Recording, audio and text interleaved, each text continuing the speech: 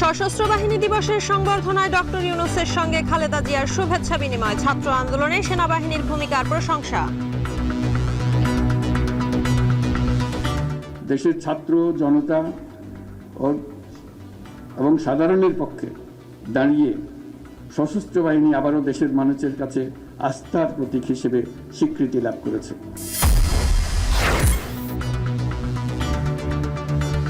রাজনৈতিক দলগুলোর চাহিদা মতোই হবে নির্বাচন বললেন নতুন সিএসি নাসির উদ্দিন। 5 সদস্যের পূর্ণাঙ্গ কমিশন গঠন। Election means election proper.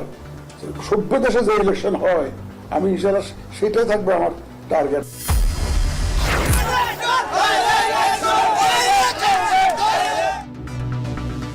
রাজধানী জুড়ে ব্যাটারি রিকশা চালকদের সংঘর্ষ বিক্ষোভ। মহাখালীতে রেললাইন অবরোধের 6 ঘন্টা পর সারা দেশের সঙ্গে ঢাকার ট্রেন চলাচল স্বাভাবিক। এবং আন্তর্জাতিক বাজার বিবেচনায় জ্বালানি তেলের দাম কমতে পারে 10 থেকে 15 টাকা। দাবি সিপিডির। দর নির্ধারণে বিপিসির পদ্ধতি ত্রুটিপূর্ণ, অভিযোগ ক্যাবের। তেলের মূল্য, ডিজেলের মূল্য, পেট্রোলের মূল্য, কেরোসিনের মূল্য তার নিজের হাতে।